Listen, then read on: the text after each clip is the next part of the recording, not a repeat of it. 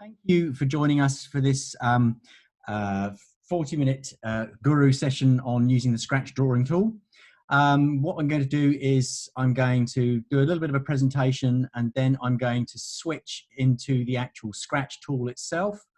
And I'm going to model how to use the drawing tool, and then what you can do with it, and then how I'm going to make two models for you.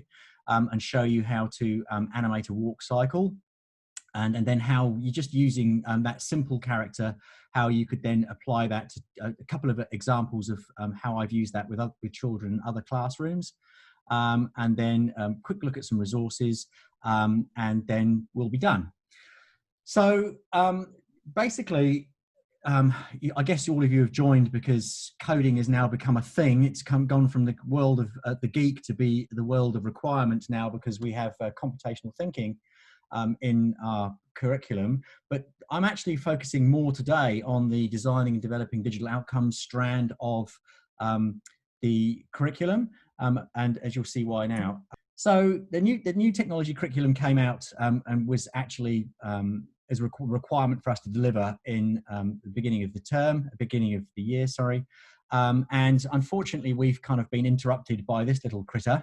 And I should imagine that for a lot of us, we've had a stuttering start to the implementation of the digital technologies curriculum in school. I suspect that the one thing we've probably been focusing more on is computational thinking rather than designing and developing digital outcomes. And the designing and developing digital outcomes strand is really interesting for us to look at. And basically, the key words, if you look at Progress Outcome Indicator 3, but the statements design, develop, store, test, and evaluate is in actually every single Progress Outcome Indicator. And what that means, design means create, develop means edit, store means save, test means, make sure it works okay, and then obviously evaluate. And further down is actually there's a in Progress Outcome Indicator 2 and 1, there is a retrieve function. So basically, children need to be able to create, save, edit, and find again their work. But thinking about terms of designing and developing digital outcomes in terms of using drawing tools, the key thing I want to really draw your attention to is this statement in Progress Outcome 3 that talks about children having to take into account the immediate social, ethical, and end user considerations of the content that they have created, which basically means we need to be growing good digital citizens. And that really means that we need to start encouraging the students to be making their own content. When they need to take a photograph, when they need a photograph in their presentation, they mustn't just go to the internet and grab a picture and take it off the internet without permission. They need to be picking up the cameras and taking their own pictures, rough and ready though they may be, and the same with their diagrams and their illustrations. And so getting the students into the habit of using tools like Scratch that's got a drawing tool in it is going to help them to be able to look at the design, develop, store, test, evaluate function of the Progress Outcome Indicator, but also because it's their own content, they are also addressing and taking account of the social, ethical, and end user considerations of the work they are creating. They can safely publish something online if the content that they've said published online is entirely theirs. So this is the focus I really want to look at, which is why I would encourage you to get your children to be taking their own photographs and designing their own graphics for any of the content that they're creating. And you'll see why. So, what I'm saying is, if you need a picture of a goldfish, it's easy to make a picture of a goldfish in a graphics program. That's made with 3 squares and 2 circles. And this is the concept. So rather than take that picture of a goldfish from the internet that is just a random picture, I can now use this one that I've made very quickly. And that took about, 3 minutes to make. I didn't spend a lot of time on making that. And it literally is, as I said, 3 squares and 2 circles. And these are the kind of functions that I want to show you in this Scratch drawing tool, that the children can start looking at complex shapes and see that complex shapes are actually made up of a series of simple shapes and that's what we're going to get into just now. So just as an aside, what I'm going to show you in Scratch and the goldfish that I made in a program called Vector. And if you want to learn more, or you want to get your children to learn more skills about how to use the drawing tools, if you go to my YouTube channel and you search for either the Scratch playlist or the Vector playlist, you can give those to your students and they can teach themselves how to use those tools. So, you know, please use those. And there's lots of videos up there free for you guys to use. So go grab them, take them and use them for what you need them to use them for. Okay, so let's get into it.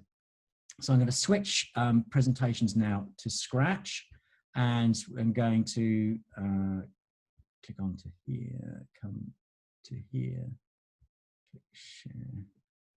So now I'm going to come to Scratch. So can you see that?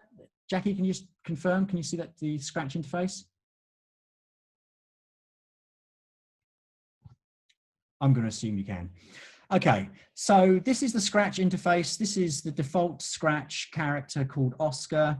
And this white space here, if you've never seen Scratch before, is the stage. This is the space on which the children will write their code, and the code is executed in this space.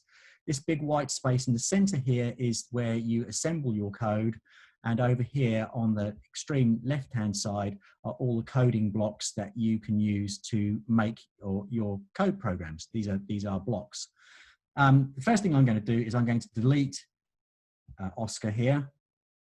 And I'm going to make a new sprite by using the paint function here. So down in the bottom corner in this tray down here, it says choose a sprite.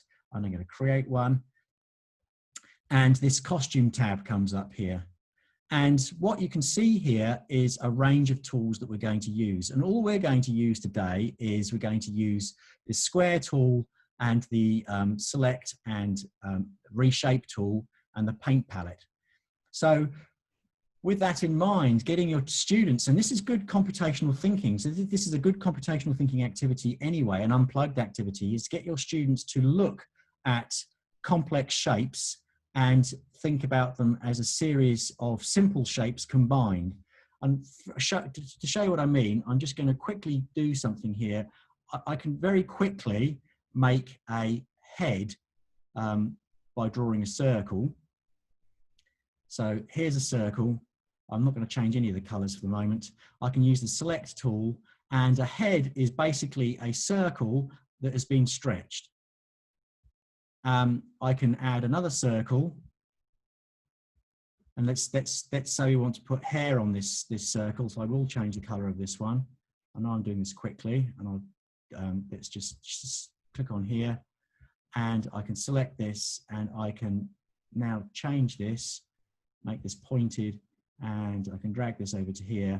And now very quickly you can see that this guy has now got this kind of lime green hair. And I've now started to create with two circles an alien looking creature. So I'll just change that to white, slide this across to here, and I make another circle, and I'll make that black, make that fill black. And so I'm always doing that. So using these tools and getting people to think in terms of complex, simple shapes being used to make a complex shape, we can very quickly, that's probably too big, very quickly make a character of our own in just a few seconds. And so just yesterday, I was working with students. I was showing them how to do exactly this, and then make a second and animate a mouth here for a digestion activity that we were doing. So, you know, very, very simple. So the reason when you look at a lot of drawing tools, you only see circles and squares as the basic shapes to use. And what the children tend to do is they think, I can't make anything with a circle or a square. They use the pen tool over here, the brush tool, and they end up with something that they're very dissatisfied with. So what we're going to do today is we're going to ape a Minecraft character, looking top down at the Minecraft character. So it's going to be a very blocky block man.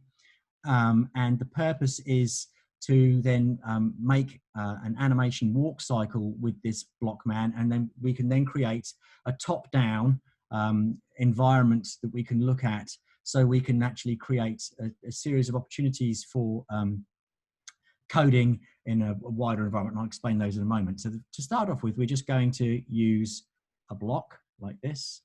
I'm going to fill it. And so I'm going to just imagine my guy's a bit of a lumberjack, I think. I'm just going to fill it with red. That will do. There. So there is the chest and shoulders, or chest and torso of my character. That's really always going to be. But you can then, I'm going to make another square, and I'm going to make the shoulders, and I'm just going to make them a little bit smaller. And we can worry about proportion in a moment. In fact, I think he's probably a bit too broad shouldered here, this guy. So I'm just going to drag him across a little bit like that. And then I'll copy this. This will turn to be his arms in a moment. So I'm just copying this. So all I've done, to reiterate, is I've used the square tool, and I've used the fill color, and I've used basic keyboard skills of copy and paste. You could either use the tools up here in the toolbar. I'm using the keyboard shortcuts, but either way, the students you know, can do this very quickly. So I'm going to imagine that this guy's got some work overalls on, so I need to imply work overalls.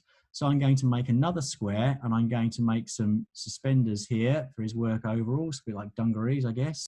So what I'm doing here is, just to reiterate, I'm using the select tool and the square tool, and you've got a whole bunch of options up here. So what I'm going to do now is I was going to make some suspenders for this guy here. So he's got his red shirt on, and I'm just going to resize this to make it look like he's going over his shoulders. And so I can copy that and paste that. And so now, looking from the top down, we've got this shoulders. These are probably a bit too bicep-y. Never mind, we'll just play around with this. The kids can do this. And now we're going to make another square.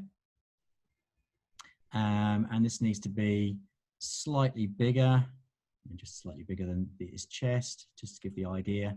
And this needs to be skin tone. So this is always a challenge to get skin tone right. So kind of go about there normally is where I go. And I need to copy that. So I'm going to copy and paste it. And that's going to be my hair, which you'll see in a moment. And so what I'll do now is I will place this. So this is now my guy's head. And then this, I can use the edit tools on here. And what the children need to know is that the difference between the selection tool, where you can just the grab pulls, but the reshape tool here is really powerful.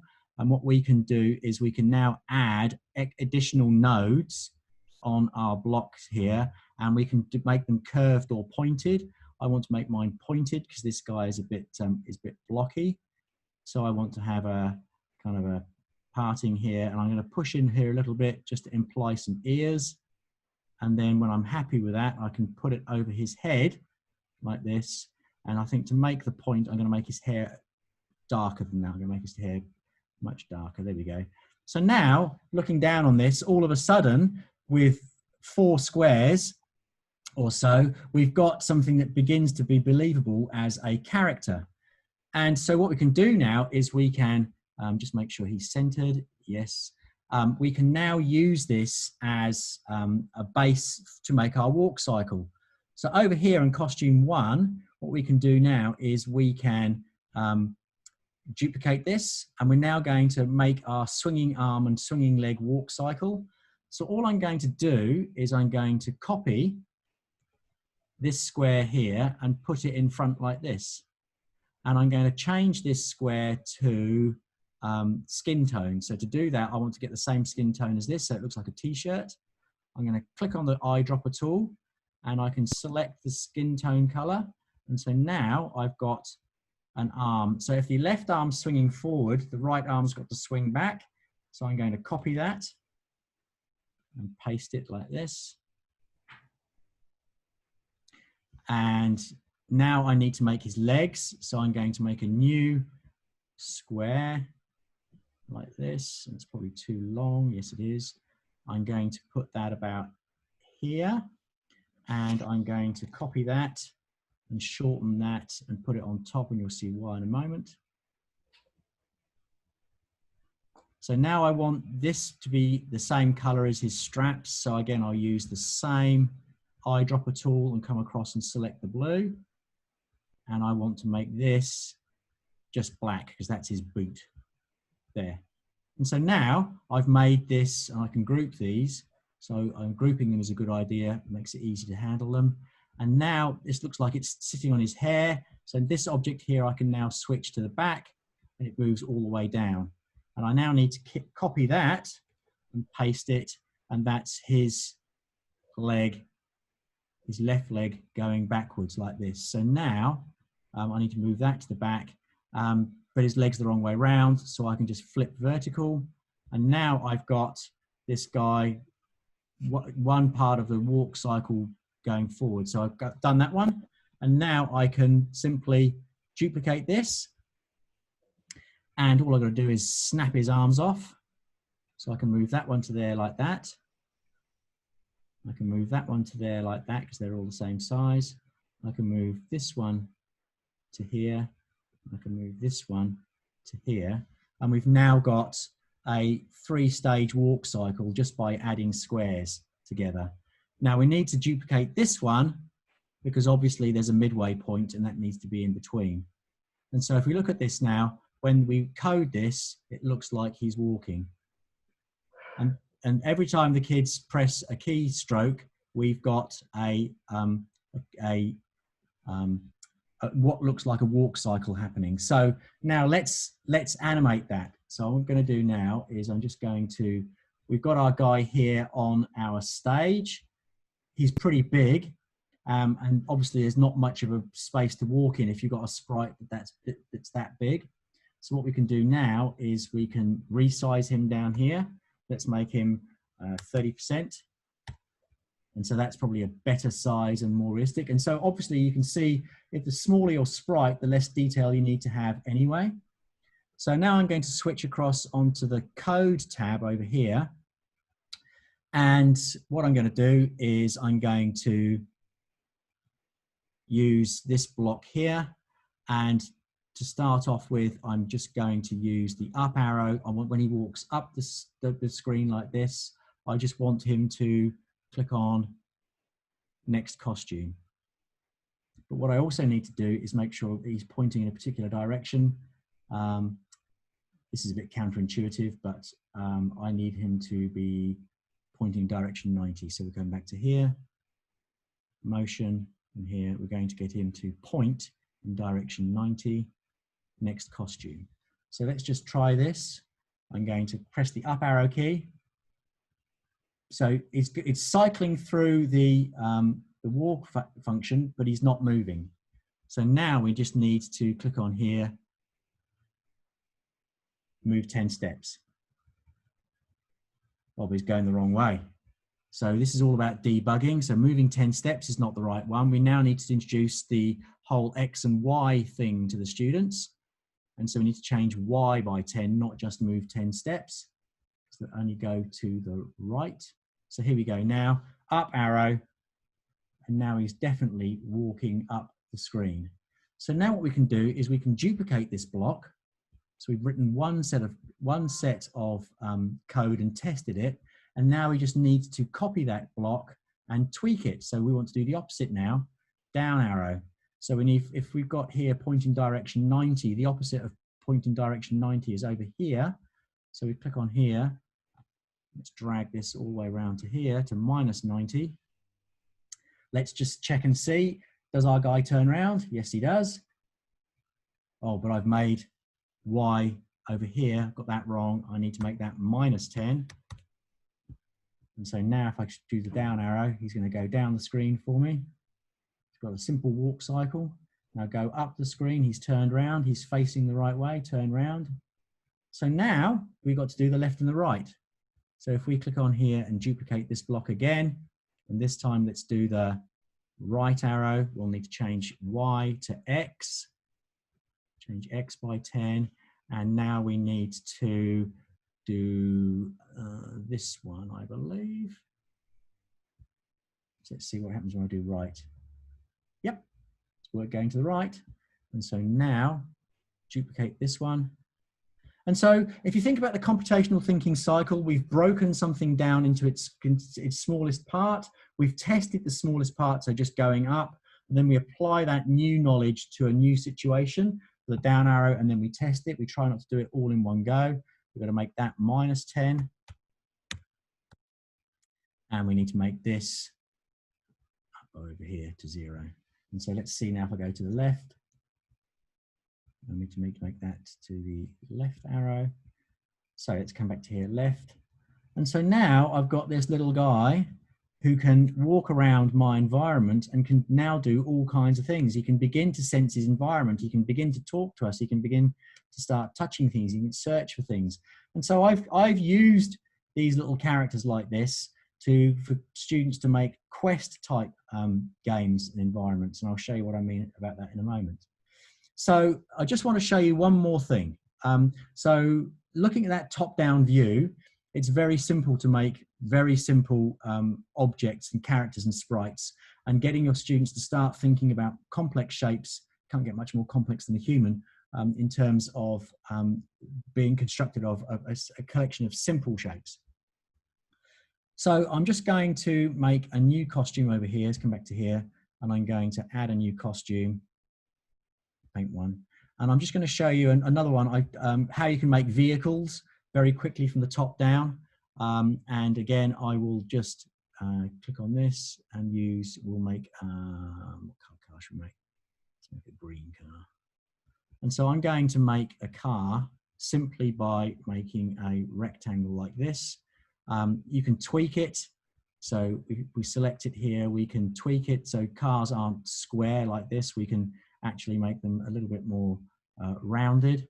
So I'm just going to pull this out slightly and pull this out slightly, because cars aren't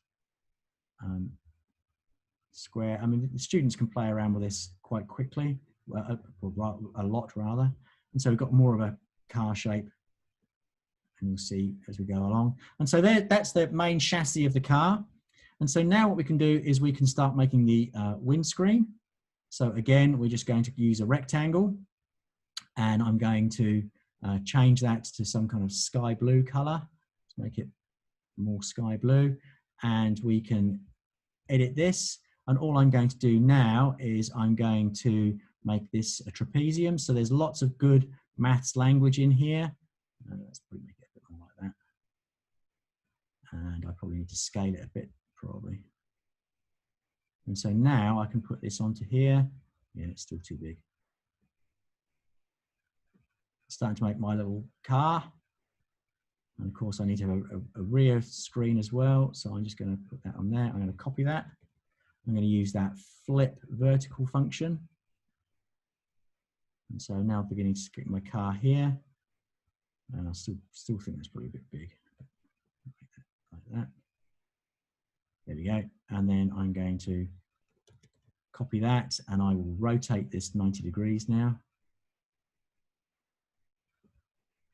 And make this a bit smaller. And put this into here. And we can zoom in, get this right. And I can tap on here and pull these around so it looks more like the windows of a car. There we go. And copy that. And then flip horizontal. And so now we're beginning to get what looks like a car. And we can start adding some little details, like we could have some lines for the bonnet. You know, some lines for the boot.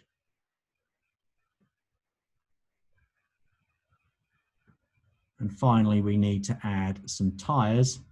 So we're just going to make some little black tires here. Make 4 of those.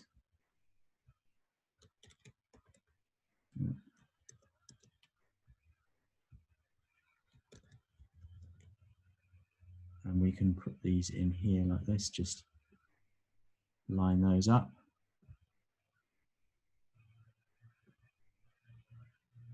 And then they've all got to be sent to the back.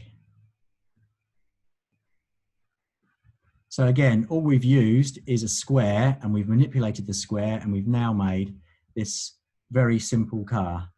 So if we zoom out of this, oops.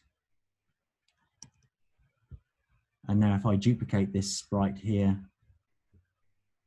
I can now, if I wanted to, I can select this and I can have a different colored car.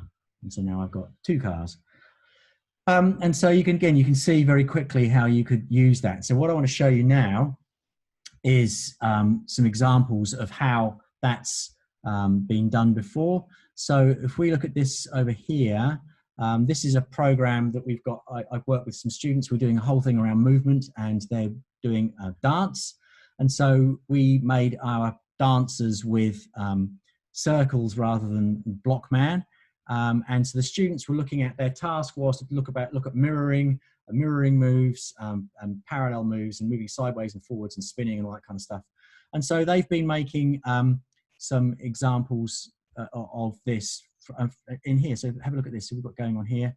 So these guys are dancing, but you could apply this in any way you like, and having a whole set of movements going on. But again, just exploring movement through coding.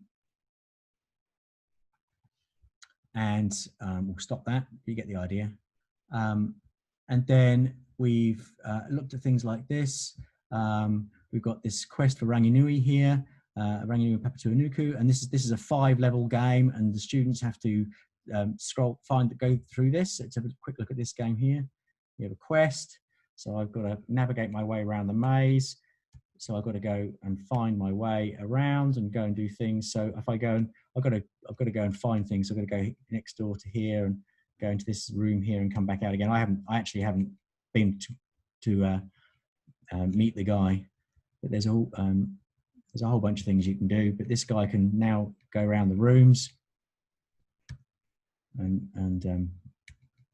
oh, on the wrong way there.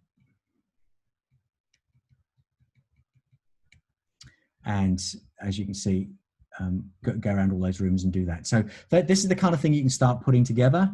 I'm just going to switch back now to the original presentation.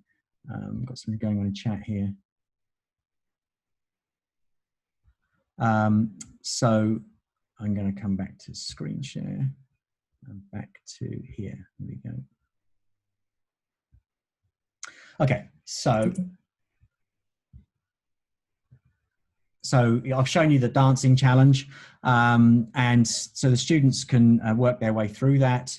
And again, you just starting to create their own characters. So everything they create for themselves, and start to use other tools like Vector, and even Google Shapes, and using the tools in the Google the Shapes function in Google Slides is a good way for the students to build their own graphics and build their own illustrations just by combining different shapes. So you've seen that one, and so you saw how I put the car together. So this is part of a transport unit that I've done for some students, and they've got to create a tour around their town, and to the points of interest. And so when the car drives around and it gets to certain points or collides or touches certain points of the map that the students have made, then information is shared about that. So, it could be like, MOTAT or going to the zoo or whatever, and what you can find there. And so you can really start using computational thinking and coding, and in this case, designing and developing a digital outcome to as a presentation tool for what's going on in your classroom. So here's a simple map that the students put together, and you can see that we even started making trucks. We made buses as well, using the same sort of thing, so they could put different things doing different things on our map, and then the students started to get really complex maps, and then had to code the cars to automatically go around the maps, and it got crazy. But it was that kind of top-down view, making those kind of simple sprites, and then using it as an information sharing tool or presentation tool they found very, very engaging. And so at sort of 5:04, despite the fact that we broke up for a few seconds, that's really all I wanted to show you. Like I said, it was a quick presentation, and it's a really simple tool. I know it can appear to be very daunting, but have any of you got any questions you want to ask before we get to the end of this?